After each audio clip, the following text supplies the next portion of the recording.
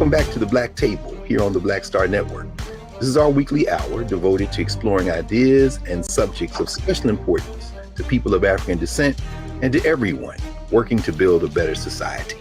I'm your host, Greg Carr, and we think every week we're providing something that is unique and joining in the work of the Black Star Network to do that work.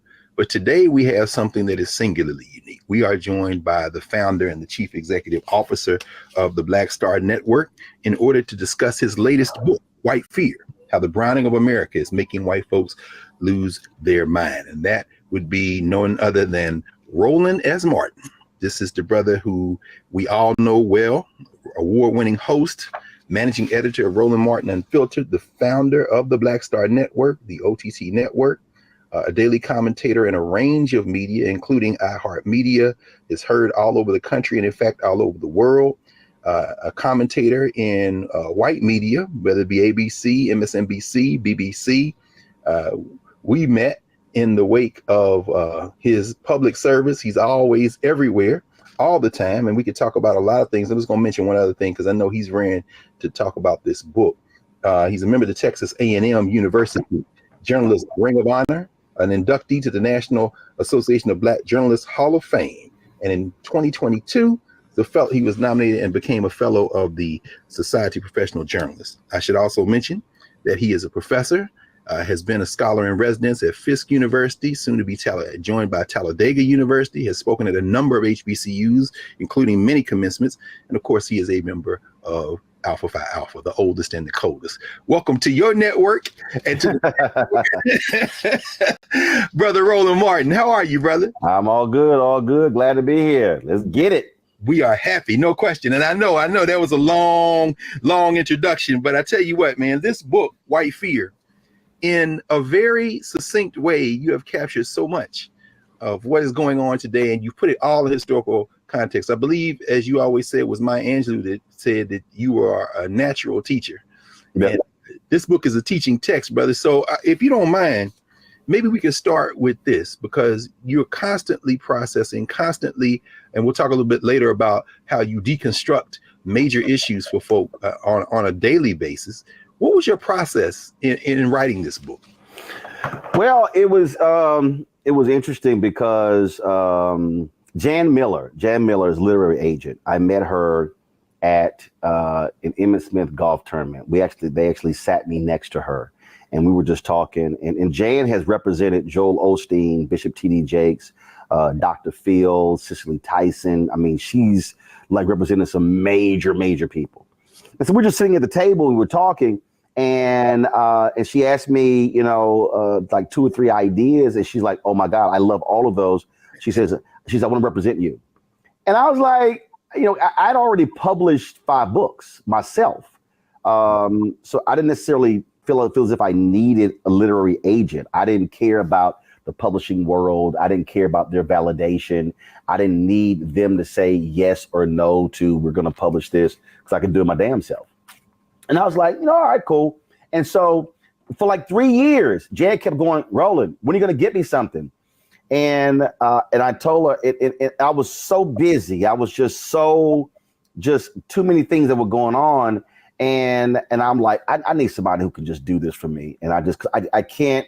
There's some people who can sit down and over 3 or 6 months just block out this time and just focus on this. But I have way too many other things that are going on. No question. And I was at the NAACP convention in 2018 in San Antonio. And I met a sister who's a publicist who said, there's a woman I know who is a ghostwriter. I was like, "Are you serious?" She's like, "Yeah." She said, "I'll connect y'all." I immediately hit her up, Leah Lakins, and I said, "Jan, all right, we ready." And it was just, and the thesis of the book I've been talking about. I've been writing it in columns. I've been talking about it on television. I've been talking about it on radio. But the book process was different. And so I called Leah. I said, "Leah, listen, I do not have time to literally sit down and write this. So what I'm going to do is I will do a complete brain dump." And so we probably had 10, 15 conversations where I would just talk. And so I actually, and I give, and what people don't understand is I speak all around the country, all around the world. I don't write speeches. I've only written 2 speeches in my life. I never read from them. I was like, well, that was a waste of my damn time. Can I ask you, just because that is a revelation, I'm sure, to many people who are watching right now.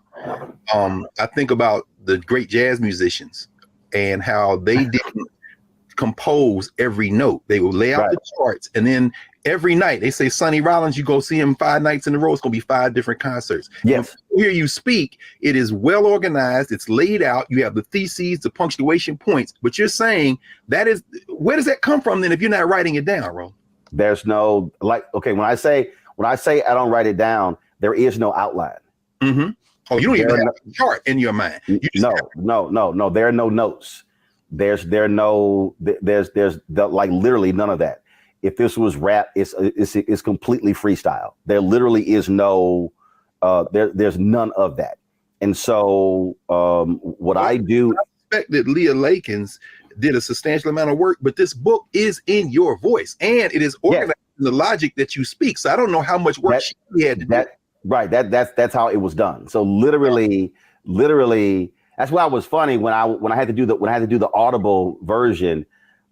People said, "Oh my God, I love listening to the Audible version because I'm hearing you." And I was like, "Yeah," because I read it like I speak, which is how she put it together. And so for me, it was literally, here's the thought, and I would just unfold it. And then she would ask a question and I would unroll it. And then she would ask a question and I would just talk. And sometimes I would just talk for 10, 15, 20 minutes. And again, what people don't understand, I've done our 90-minute lectures and it's no notes. It's no reference points. It's none of that. You will rarely ever see me like pull my phone out. And if I read something and I'm quoting it, it's because I literally just saw it. Like when I spoke to the NAACP in Spokane, Washington, I was reading the book that you gave me on W.B. Du Bois, his speeches, and I began my speech with his quote in the Hampton Idea speech. Actually, before that, talking about speaking truth. So doing the book is the same way I speak. What I do is I literally walk into the room and I feel the room. I allow it is all spiritual. I discern. And so I walk into the room and I feel I can literally feel the room. I can literally feel what the tension, the drama is, and what this audience needs to hear. Mm-hmm. And so when I speak, I mean, there have been moments where I settled on what I was going to say. And let me say, when I settle on what I was going to say, I don't settle on 3 points. I literally come up, this is probably because of my newspaper background. I come up with the headline and then I speak. So the title of my speech drives what I do. And that's what happens. Let me ask you about that as well. And by the way, and that's why this book the same way. So like the title was like point blank, white fear. White fear, no question. And then the subtitle. So I have been talking about this for 13 years. And when I say that me and John Avlon were at CNN in 2009, that's when this book title, I said, John, we are living in the beginning stages of white minority resistance. Yes. I said, and it's white fear. And so that's what drove it. So that's why it was no stretch to figure out what to call this. It was like, boom, here it is. And then when January 6th happened, because like every time, here's what was crazy. They kept pushing it back. And I kept saying, listen, y'all, white people are going to keep losing their minds. So at some point, we're going to have to publish this book because you can't just keep waiting. It was like Charlottesville. And it was like the next thing. And then when January 6th happened out and they kept pushing the deadline back, I said, you can't push it back further because I actually wanted the book to be out before the election. Actually, I wanted to be out at the beginning of 2020. And it was like something else happened. So we went back and had to change some stuff. And then when January 6th happened, I never forget, I was in Atlanta. It was the day after Warnock and Ossoff won the runoff. I was in a restaurant. I was with the Warnock campaign celebrating the win. and I was watching it unfold on television, and I was standing there and I was smiling. And somebody's like, man, why are you smiling? I said, oh, I'm smiling. I said, because now the rest of the world now gets to understand what black people have been talking about. I said, this is white fear. And so that's why that image is from January 6th. Yes. And the image you see right here is a white man with his arms outstretched like he's Jesus. And what he's saying, his head back, he's saying, all of this is ours. Is ours. No question. So all of that. So, and again, because I'm an old newspaper guy.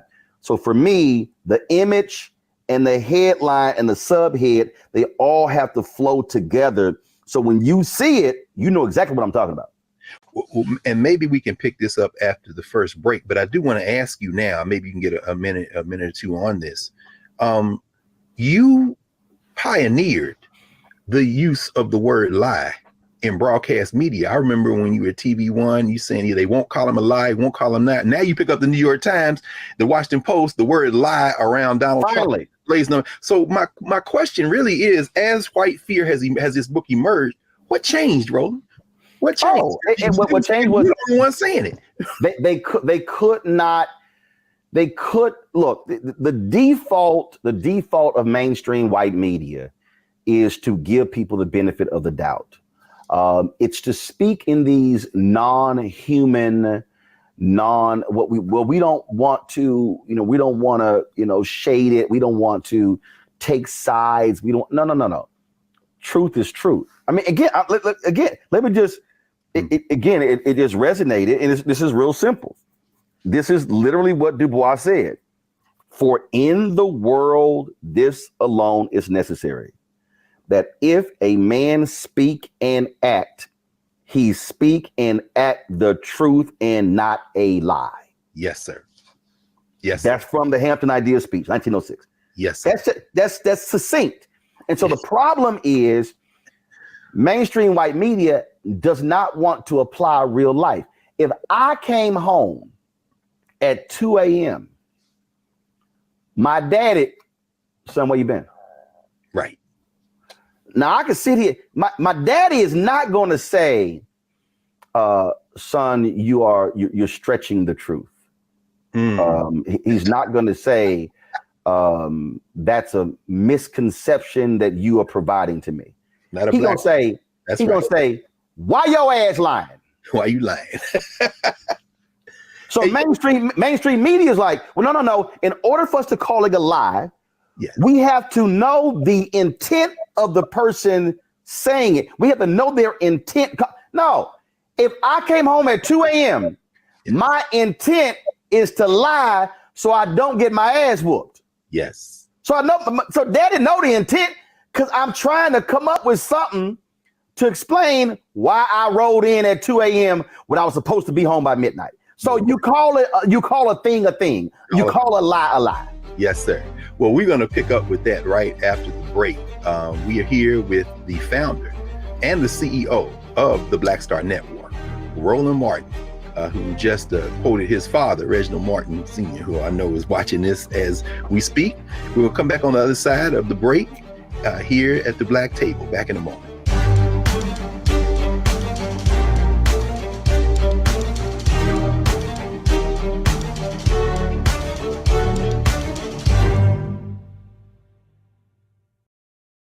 Hatred on the streets, a horrific scene, a white nationalist rally that descended into deadly violence. White people are losing their damn minds. As an angry pro-Trump mob storms the U.S. Capitol, we've seen shots. We're about to see the rise of what I call white minority resistance. We have seen white folks in this country who simply cannot tolerate black folks voting. I think what we're seeing is the inevitable result of violent denial. This is part of American history. Every time that people of color have made progress, whether real or symbolic, there has been what Carol Anderson at Emory University calls white rage as a backlash. This is the rise of the Proud Boys and the Boogaloo Boys. America, there's going to be more of this. Here's all the Proud Boys, guys. This country is getting increasingly racist in its behaviors and its attitudes because of the fear of white people. The fear that they're taking our jobs, they're taking our resources, they're taking our women. This is white fear.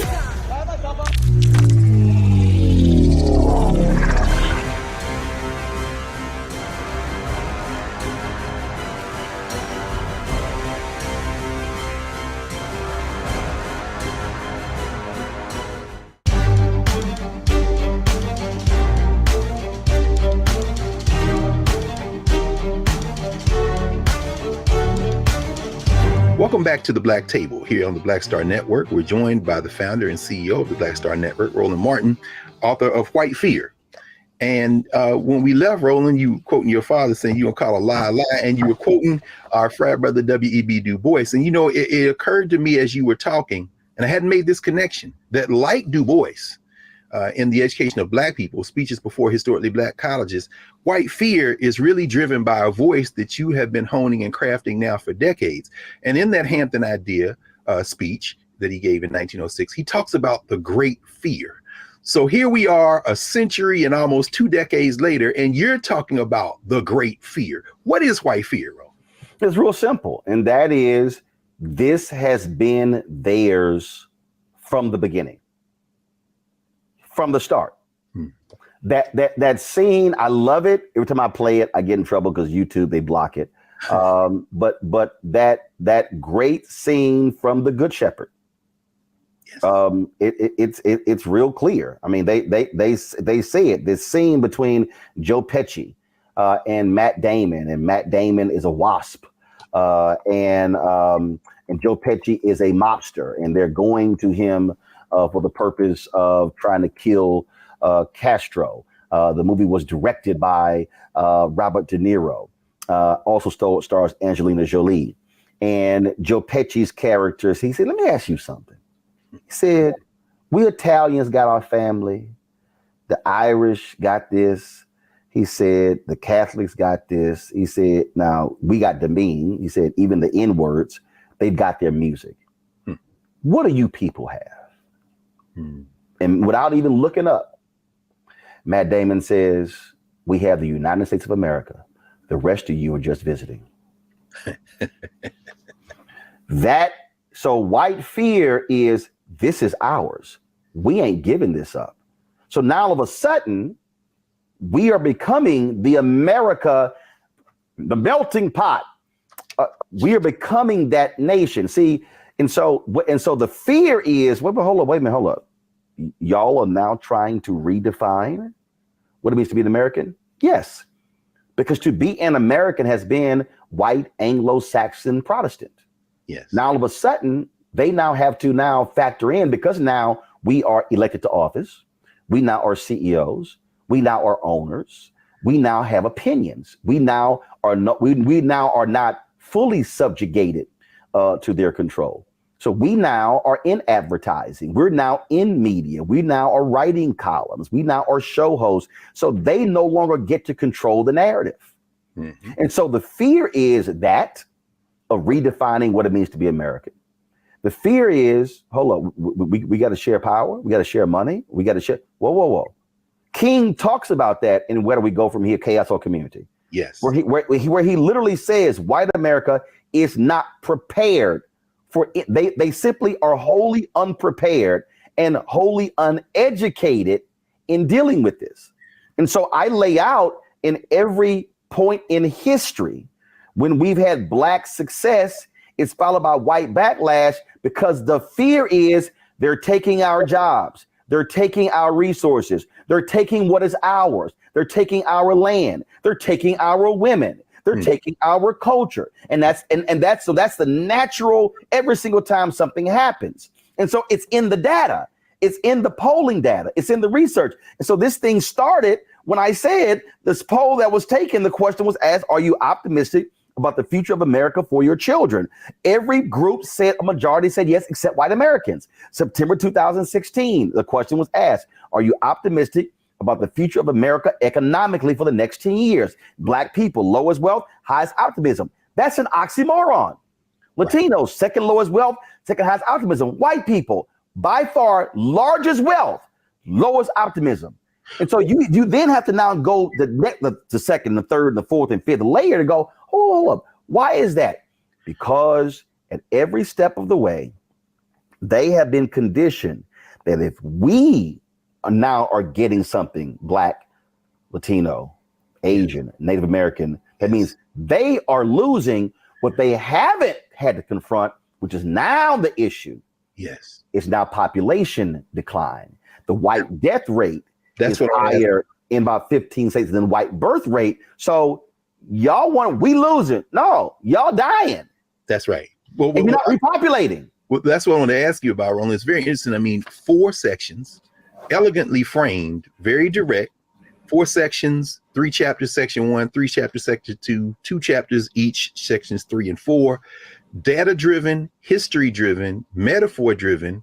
And as we know, we've heard you talk about that metaphor from the Good Shepherd, and that's in chapter 6, I believe, one of your favorite metaphors in section 2. But the way you frame it, and you talk about data, you open the book talking about this 2018 Pew data, and you frame this whole context. You use a number, 2043. That's it. And would help us understand the significance of that date for you. I never forget 30 years ago, I'm 24 years old, the story comes out. America is going to be a nation, majority people of color in 60, 70 years. People are like, oh man, please, that's so far away. I'm not going to be here. Then guess what? 1990 comes, and then 2000, and 2010, and then you have immigration, and then you have legal immigration, and then you have white folks stop having babies, and black birth stabilize, and Latinos having babies, and all of a sudden numbers, and all of a sudden it's like, oh, it's not going to be 2060, it's not going to be 2055, it's not going to be 20. And number kept dropping. And all of a sudden it becomes, it's going to be 2043. So then people kind of like, wait a minute, I might still be here. and now all of a sudden you now begin to see it. You now begin to see the change. You now begin to see people popping up in places. Oh, we're now getting black CEOs and Latino CEOs, and white men start freaking out because we start seeing white women assuming leadership positions. And all of a sudden, like, okay, oh my goodness, what's going on? And then, that was the point when you had 20 members of Congressional Black Caucus, and then it became 30, then it became 40, then it became 50. Now it's 58. The Congressional Black Caucus is the largest caucus in the Democratic caucus. So now it's like, well, hold up. And then all of a sudden, November 2008. Yes, which you really focus on in chapter 1. Help us with that, because you in the first 2 sections, you open section 1, chapter 1 with Obama. Then you turn to Trump in section 2 and whiteness as a kind of currency, that class issue you raised. And then you walk us through history all along. And by chapter 3, you connect Trump to this long arc, borrowing from Ronald Reagan, borrowing from the playbooks, but as you say, you say this thing really hit a critical moment when Obama was elected. Because it came real. Because all of a sudden, and see, this is where a lot of white folks get confused. They go, well, I don't understand. We voted for him. No, a percentage of you voted for him. The reality is Democrats have not gotten the majority of the white vote since the early 1960s. And so all of a sudden it's, whoa, this thing's real. And see, what I lay out with white fear, and this is the mistake that a lot of people make. They think I'm only speaking in terms of, it's these white conservatives. No. It's also white liberals and progressives. Because I dare say I've experienced a significant amount of racism from white progressives. Because whiteness is still the operative phrase. It's perception. So I go back to James D. Anderson's The Education of Blacks in the South, 1860 to 1935. Yes. Slavery's over. White abolitionists from the North. Oh my goodness, we've got to get down South, and we've got to begin to open schools to educate these uneducated, illiterate Negroes. Yes, sir. And they arrive, and 500 schools have already opened. That's right. And the freed slaves like, oh, I'm sorry, we weren't waiting on y'all. Nope. That they were like, well, hold up. And the freed slaves then said, nah, y'all can assist us. That's right. But this ain't like you coming to save us. No. So, in fact, they said, we'll take your money, but we would prefer that you just train us to teach, because we don't want your teachers. There you go. That's and very interesting. And so black folks never, like we weren't sitting around waiting. That's right. So now all of a sudden, what then happens is Obama becomes president, and now becomes real. And now all of a sudden, even white progressives have to now confront wait a minute. Y'all been running stuff too. That's why I'm highly critical in the Democratic Party. Who controls the money flow? Yes. Who controls the purse strings? Oh, you want our black votes, but then you don't want to spend the money. And one of my criticisms of President Obama is that he did nothing about that.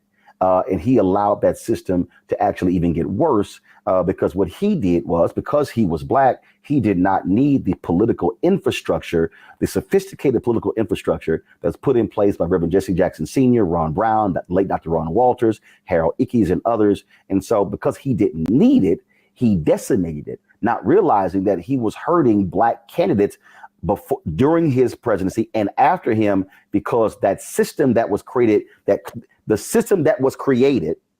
led to him being able to run, he actually participated in its demise. Yes. And now we're trying to rebuild that. That's a whole separate book. But the thing is, so now when you start talking about white fear, it's, yes, we now have a seat at the table. And so now it then becomes, again, as King talks about, it didn't cost America much to allow us to go to parks, to swim in swimming pools, to stay in hotels. He said, the question is, now are you prepared to write that much larger check? And that's the history of whiteness in America, with black success followed by white backlash. It's always like, all right, we give y'all some stuff. We passing laws. That's about it, though. We ain't doing nothing else. And we're like that scene from Malcolm X. No, like the scene when the cop says, all right, you came and got what you wanted. Now it's time to go. Right. No, I'm not satisfied. That's right. And so that's where we are. And so now what they're having to confront is, wait a minute. Y'all want more? Yes. But why are you asking for more? Because we didn't get enough. Well, what? And it's like, but is that enough? So 5 or 6 years into Reconstruction, look, we passed the 13th, 14th, 15th. We really tired of all. We're really tired. Enough is enough. Oh, so 243 years of slavery that you fixed in 5 years. And then it's like enough is enough. And that is the recurring theme in history of a lot of white folks is we've done enough. What can y'all just drop it? Can y'all just move on? Do you have what are you protesting? Why do you keep look, we gave you that law. Well, no, that law only deals with this. And so now we are now confronted with, we're saying, no. I'm not satisfied. And now the backlash is, but you're now taking, you're taking from me. And what about my children? Your children now have to compete.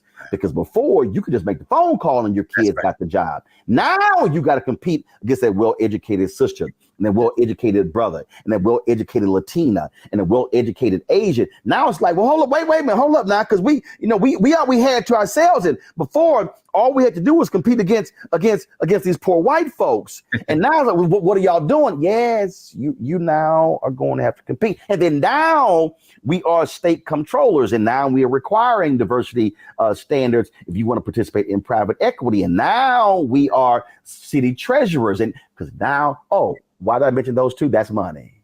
Yes, sir. Because if you understand America, if you ain't having a money conversation, yes, sir, you're not having an American conversation. And white fear, the basis of white fear is about money. Because money in America is power. That's a good place to pause. When we come back from the break, we're going to explore another dimension that you talk about, that Roland Martin writes about in his book, White Fear. We're going to tie this to something you just mentioned, Roland, the question of memory, the question of the narrative of America, and really the question being asked, what do you want? And how what we want differs very greatly from what some of these white folk think we want. So we'll be back in a moment here at the Black Table.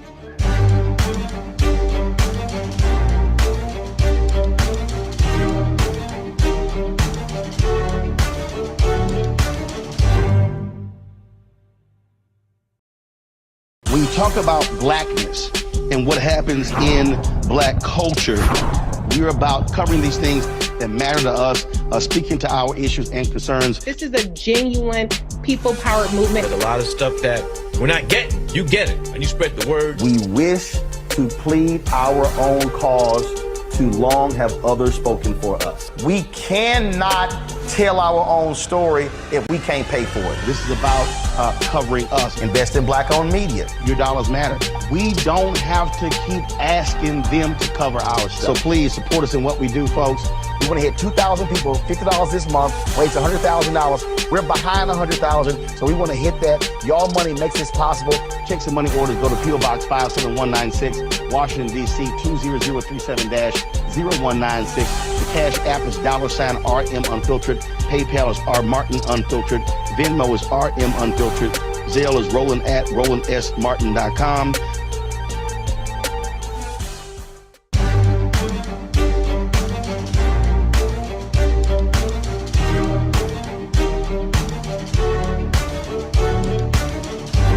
Welcome back to the Black Table here on the Black Star Network. Remember to support the Black Star Network. Download the app, subscribe to all of the social media platforms and all of the streaming platforms for this over-the-top network. And we are joined today by the founder of the Black Star Network and CEO, Roland Martin, and we're discussing his book, White Fear. Roland, when we left, you talked about how to understand America, and you talked about money being at the center of this. You know, very interesting. In section 2, you open with a conversation that Toni Morrison had with Charlie Rose, a question where she's trying to help him understand that the objectives of Black people don't clash with the objectives of a different kind of society. And when you talked about white folk having their privileges taken away, it reminds me in section 4, chapter 9, you recount a conversation with George W. Bush around this question of privilege. I'm wondering if you might help us understand not only what some of the white elites are afraid of losing, but also, and this specifically relates to chapter 5, when you talk about history, symbolism, critical race theory, is this also a war for how we even think about America? Because absolutely. Excluded. Please go right ahead. Absolutely. I'll take the second part first, and that is, again, it goes to the redefining of what does it mean to be an American. What does it actually mean to be an American? What does that phrase even mean? I'm an American. What does that mean? What is the basis of that?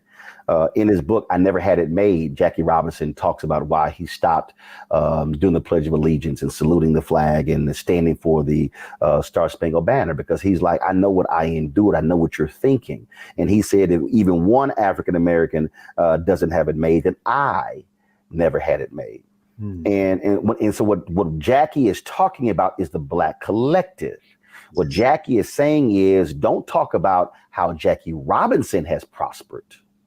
But if too many of my brothers and sisters are still being downtrodden, impacted by redlining and racism, then I never had it made. White folks want us to believe that, well, Oprah is a billionaire. Michael Jordan is a billionaire. Look at Tiger Woods. Look at Beyonce. Look at Jay-Z. Look at Chris Rock. And so they go through this. But Chris Rock in his comedy special says, he said, I live in a neighborhood and the only two Black people in my neighborhood are me and Mary J. Blige, and we're the only two entertainers. So what he's saying is, how did all of these other white folks become rich and they're not even entertainers? They're dentists. How they're doctors. How do they, how could y'all afford? Oh, because you're operating economically at a whole different level. And so for us, the only pathway is entertainment or sports.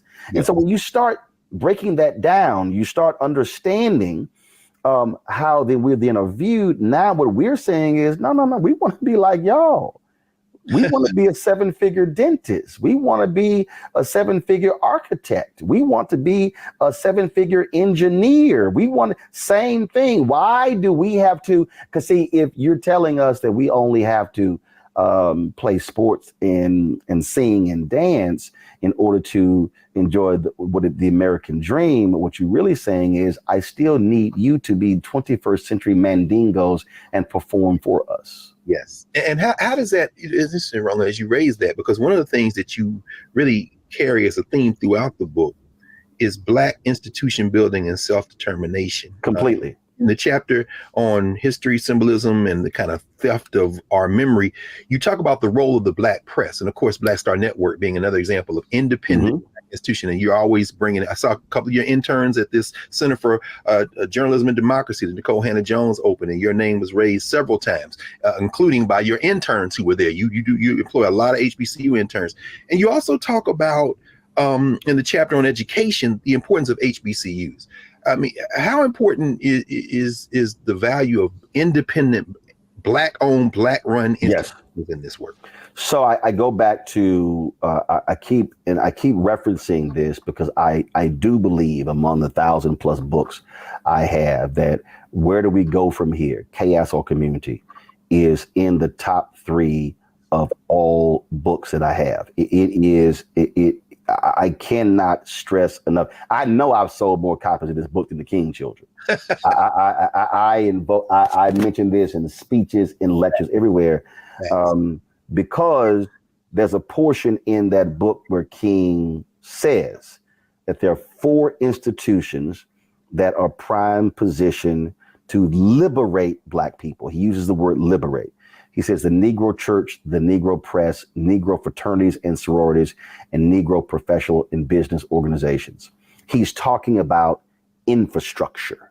He's talking about you need to have institutions to liberate. You cannot have individuals cannot liberate us as a people. Patton, as an individual, could not do what he did against Hitler's Third Reich. He needed an army. And so our institutions are those things that survive when we transition to become ancestors. The institutions, that's what passes the baton. And so you need the institutions that also is reaching a mass of people. And so you can be an individual teacher, but when you are now teaching several hundred students, you are now passing the knowledge on to them. And so now all of a sudden you're teaching more and more and more. Now they're taking the knowledge and going further. So if we don't understand that as we are now as we're breaking down white fear, you have to build institutions. What I'm actually doing is a reverse, and I think the book is right there. It's a reverse of Gerald Horne's book dealing with Claude Burnett. But the key thing is not Claude Burnett's Negro Associated Press. It's the second, the Jim Crow paradox.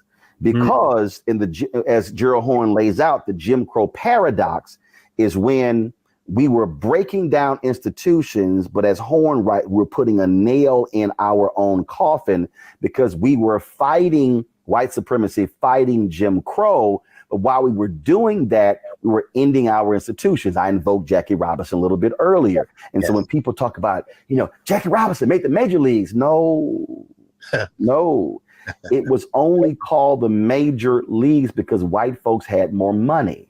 And they had better stadiums and better lighting and better uniforms and better travel and could afford different food. But the actual major league stars were in the Negro leagues. And so the better talent was in the Negro leagues. They were simply shut out of. So I even don't even want to call it the major leagues. I want to call it white baseball. Yes, sir. And so what then happens? Because of our, and I understand it. Trust me, I understand it. But because we were like, no, we are good enough. We are good enough. And how dare you leave us out? We're good enough. It's like, oh my God, Jackie made the major leagues. Yes. And let me be real clear. I'm not dissing Jackie. Now, anybody who act a fool, just understand this is literally sitting right here. Yes, sir. Yes. Just so anybody act a fool. Yes, I'm not dissing Jackie Robinson. I'm not minimizing his impact. But what it was is this no, we're going to show y'all. Well, you write in the book. What then happens? We do it, and the demise of the Negro Leagues, the demise of an institution. That's right. And so what happens? So we take our Black bodies, but we take our Black dollars. Yes. And every Black person in America becomes a Dodgers fan. And so we're filling the stadiums. And so we're overlooking the fact that when Branch Rickey was looking to sign Robinson, he wasn't just looking at Robinson, or he wasn't just looking at Josh Gibson. He wasn't just looking at Satchel Paige. He was looking at the crowds. So the Black dollars followed. So for Black people, while this has to be redefined or reprogrammed, yes, sir, we have to understand that when we want to flow over to white institutions, We have to realize that what we cannot do is destroy what's our own, because see, when they don't, oh no, we're not going to cover that. Well, then who's left to cover? Oh no, we're not going to focus on that. Well, so now we are now asking, please, can y'all please come cover us? Can you know what? Fine. You can't give us an hour. Can we just get 30 seconds on your air? Yet over here, look, Doc, I can tell you, when I went to the Apollo Theater, when the movie Get On Up came out. Yes, sir. This is the perfect example. And I'm not gonna name. I'll tell you offline who the person was. Yes, sir. But here we are at the Apollo Theater, and I appreciate Talitha Watkins, because what she did is she was a puppet. She made sure that my setup was just as prominent as Entertainment Tonight, Access Hollywood. Yes, sir. So with TV One, and so we're sitting there, and this was actually the second time I met Chadwick Boseman. This is where we actually exchanged phone numbers. And so I'm sitting there and I'm interviewing Dan Aykroyd, and I'm interviewing Glazer, and I'm interviewing the Rolling Stone, Mick Jagger. Mick Jagger, yeah. And I'm interviewing Chadwick, and I'm interviewing Spencer. But there's one person who was in the movie who chose not to sit down with me. Huh. I don't know why. Huh. But they wanted to go sit down with Entertainment Tonight. Of course. And I start laughing because I'm like, Entertainment Tonight might give you 30 seconds. Right. I'm gonna give you 10 minutes. That's right. And so see you. The people you claim to be representing are going to see you. So again, so for whatever hang up you had, whatever mood you were in, yes, what you should have done. I need people listening to understand the only reason we even talk about Emmett Till, because Mamie, go see that movie, folk. Yes, Mamie said, "You come with me." It was a Black photographer. Yes, sir. I need Black people to understand. Yes, sir. We see that image, that iconic image of Bernice King on the lap of Coretta Scott King at MLK's funeral. But people don't talk about how that happened. They don't understand. Oh my goodness. Monetta Sleep became the first African American to win a Pulitzer Prize for photography. What they don't understand is that the white media employed Jim Crow practices at the funeral. And they said, oh, the press pool, oh, hell no, it's whites only. And there was Lerone Bennett at Ebony and Simeon Booker at Jet, who went to Coretta Scott King, and they said, Mrs. King, they are not going to allow Ebony and Jet and Black media into the press pool in the church. And Coretta Scott King said, please let everyone know, if Ebony and Jet are not allowed in the press pool, there will be no press pool in the church at my husband's funeral. And they let Sleet in, and that's how he was able to shoot the photo, that iconic photo that no white photographer got. And that's what led to the Pulitzer Prize. And so what I'm saying is that's Black institutions where Coretta Scott King did not say, well, the world is covering the funeral of my Martin. And so the Associated Press and UPI and the New York Times and Newsweek and Time and the BBC, they are the majors. Y'all hear my language? Yes, that's the majors. And so, no, she said, no. Because she said she remembered before AP and UPI and Newsweek and Time and New York Times had Martin in the papers, in the magazines, he was in Ebony and Jet. Yes. And so that's institution building. And so I'm marrying those two by saying, as we are confronting white fear, as we are demanding full equity, equality, I'm not satisfied. At the same time, we are not denying Black institutions, because even when we're in those places, they still are going to run and control them. And I'm a last point here, and I don't think when I use the story of Winnie Mandela, I'm at CNN, and that they can't find anybody at CNN, all those people who were on air to fly to Birmingham to interview Winnie Mandela. And so John Klein, being president of CNN US, calls me and says, "Hey, Roland, do you want to do this?" Hell yeah, of course. This is Winnie Mandela. This is a freedom fighter. Ain't no Nelson Mandela out of prison as president unless there's a Winnie Mandela fighting on the outside. That's right. And so I go to Birmingham and interview her. And first of all, that was a flirtatious woman. She was flirting with me the whole time. That is her reputation. There's a photo. She made me put my arms around her. She looked, "Oh, you cute." She was flirting me. She was Winnie was a flirt. So it was hilarious. We in a church too. It was too funny. So I interview her, and so we get back, and they go, "Oh, we need to talk to you." Okay. Well, why didn't you ask her about when she was on trial for putting on trial? And I said, yeah. So I said, why in the hell y'all didn't go interview her? Right. I said, I asked her what I wanted to ask her. That's right. They said, we're not going to run the interview. I went to John Klein. I said, hey, man, your folk in Atlanta not going to run an interview. So I need the tape. I'm going to run on my TV One show this weekend. Now, John was like, great. That's great. I got it. Came to DC, transferred, because it was literally on a tape. It was on a tape. Transferred it, aired it in 2 parts on TV One. March 2018, I'm in Memphis preparing for MLK 50, the 50th anniversary of assassination, Winnie Mandela dies. While there, I interview Reverend Jackson. I interview Randall Robinson. I then tell my man Keenan restream the interview. The only reason you or anyone else is able to see me and Winnie Mandela is because I had a Black show on a Black-owned network as an outlet to show it.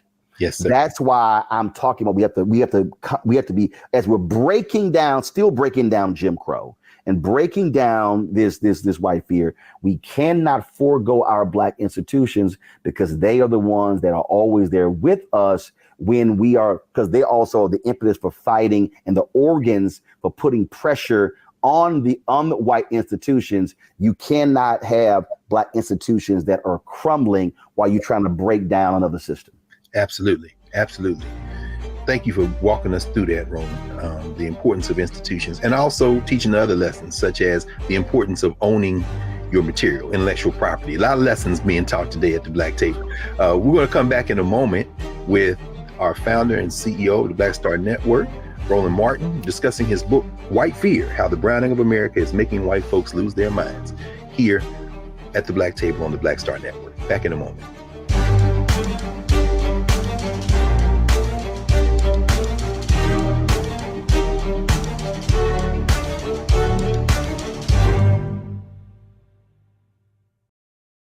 Hatred on the streets, a horrific scene, a white nationalist rally that descended into deadly violence.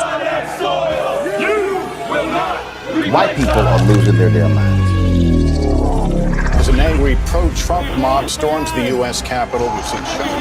We're about to see the rise of what I call white minority resistance. We have seen white folks in this country who simply cannot tolerate Black folks voting. I think what we're seeing is the inevitable result of violent denial. This is part of American history. Every time that people of color have made progress, whether real or symbolic, there has been what Carol Anderson at Emory University calls white rage as a backlash. This is the rise of the Proud Boys and the Boogaloo Boys. America, there's going to be more of this. Here's all the Proud Boys, guys. This country is getting increasingly racist in its behaviors and its attitudes because of the fear of white people. The fear that they're taking our jobs, they're taking our resources, they're taking our women. This is white fear.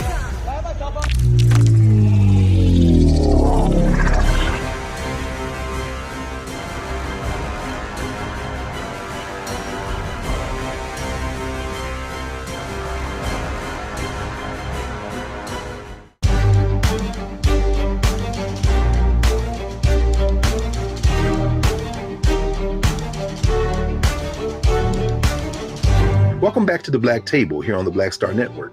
Don't forget to support the Black Star Network in every form. Download the app and stay tuned for shows which run 24 hours a day, 7 days a week, including this one, the Black Table. Roland, you propose a number of solutions in this book And maybe we could spend the last 4 or 5 minutes talking about a couple of things if you want to mention them. I'll just throw a couple out and you can obviously take it however you want to take it. You predict that Trump was going to run again. He has announced. You identify major issues, voter suppression. You zero in on North Carolina and Alabama. Certainly, we see them back. Supreme Court has been arguing them. We've had a couple of shows on that. And you talk about the fact that there's no good to have a Department of Justice if you're not going to use it. And people are calling on Merrick Garland to move forward. Perhaps if you'd say a few words about what you see coming next in this battle that we're fighting, and how, and you do this in the conclusion, how you expect white folk, black folk, and other folk to respond. Black people must be fully prepared, because when you back a rat into a corner, it will do whatever it needs to get out of the corner. Yes, sir. We are going to see more violence.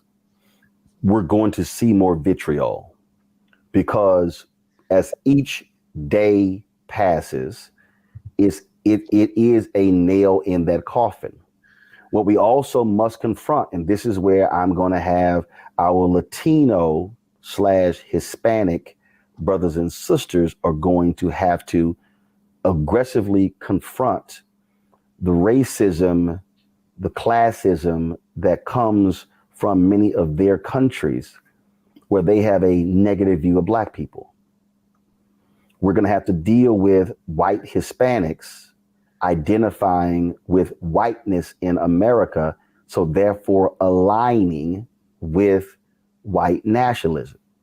Now, that is going to be a very difficult subject for a lot of people, because it is going to force them to confront the realities of that white racism that emanates from the countries. And so not everyone that calls themselves brown is brown. That's going to be real. It's going to be real.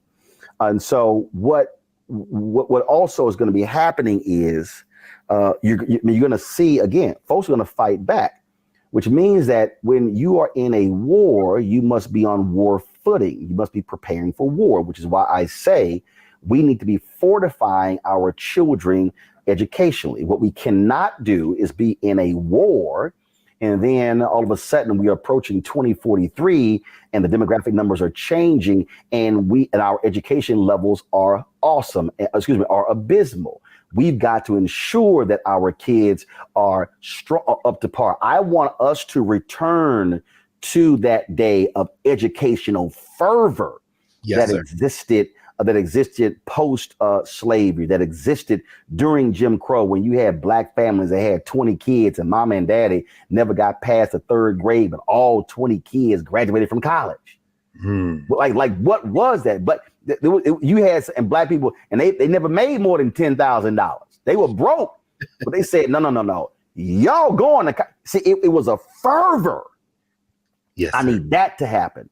I need us to truly understand collective power. April 3rd, 1968, MLK talks about that in his speech at Mason Temple, where he says black people individually are poor, yet collectively represent one of the most powerful and the largest economies in the world. And so when I'm fighting for black-owned advertising dollars, that's a collective thing. Because if we're able to drive use the power of the collective to now, let's just say we get 10% of the $322 billion spent in advertising, that's $32 billion, when right now we're getting 0.5%. You talk about on a federal level, we're getting that $560 billion is being spent on federal contracts, yet we're getting 1.67%, $9 billion of the $560 billion. Imagine if we go from $9 billion to $56 billion. This is where I battle with folks who stand and fight for reparations. And I make clear, I can make the intellectual argument, I can make the philosophical, the economic argument as well.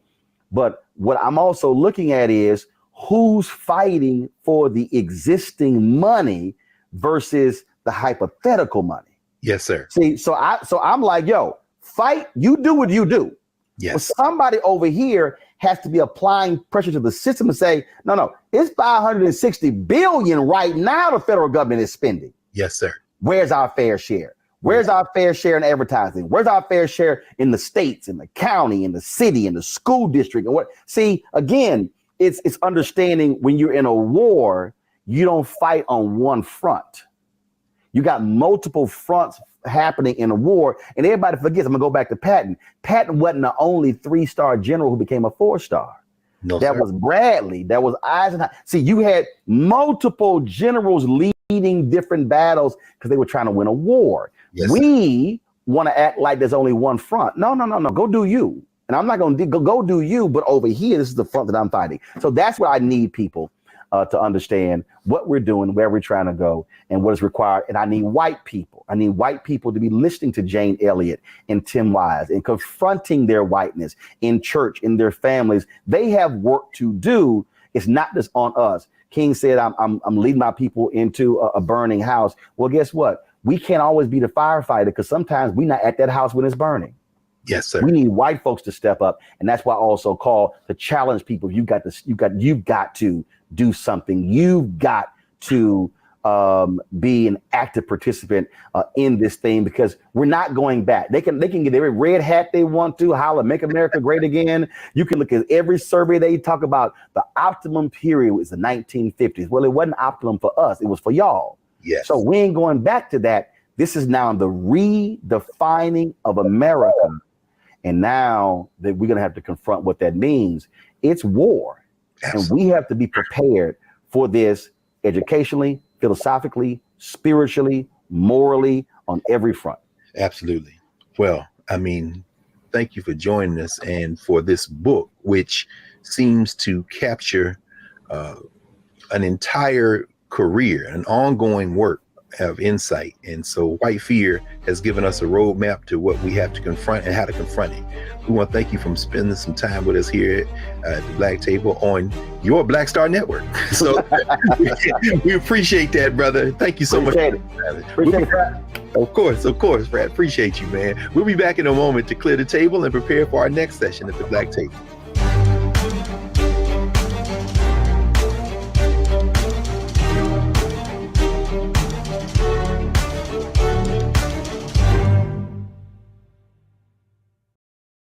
It's about us. Everybody out together. We are in sunny South Dallas. The election is coming up. It's super important that folks know who they are voting for, but more importantly, what they are voting for. Everybody Y'all, we got the free shirts and free lunch right over here. Freedom is our birthright. No matter what we're up against, we're sending a message in Dallas and Texas and in the country. We won't back down. That's what this bus tour is all about. The housing cost is one of the most capitalized areas that we have found. People who are marginalized, that are brown and black, we are suffering the most, and I think that we have the biggest vote and the biggest impact in this election. I'm voting for affordable housing, for sure. We should not be paying the cost of a utility failure because our elected officials are too proud to say we need help. I know that we can bring out our people to vote. It's a part of our birthright. It's a part of our heritage, and surely it's a part of our present, part of our future. That's right. That's what's up. And we won't black down. Forward that message to 5 friends, because in that message it's got links to how to get registered, how to check your registration status. Like I said, 2:30 we'll start rendezvousing right here on this street. I am voting to let our voice be heard in the rural communities that, hey, we are people too. There are things that we need. free shirts, free food, and lots of power. We are in Longview, Texas, where Black Voters Matter, 365. Whatever type of oppression a white supremacist throws our way, we will not black down. We are in relentless pursuit of liberation of our people. Freedom is liberation for black bodies and black communities to make economic change through political power. Freedom is choice.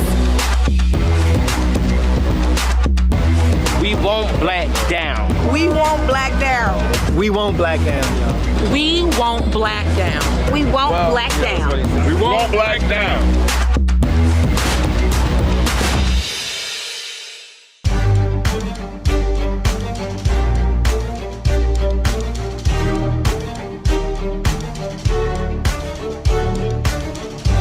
Welcome back to the Black Table here on the Black Star Network. We have had a remarkable hour with our founder and CEO, Roland Martin.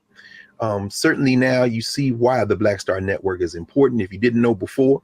And as he made some closing remarks, he evoked several folk who have endorsed this book, which is flying off the bookshelves. He talked about Jane Elliott, and Jane Elliott said, you know, once we get this information in every classroom in the United States, we will all stop seeing race as real and start appreciating it and appreciating all of us as we are. Tim Wise, who said America is spinning out of control, but William Barber, Reverend Barber, said understand white fear so you can release and resist it. And finally, Roland Martin writes in this book, he says, I want this book to be the rallying cry of change is now, and we are change.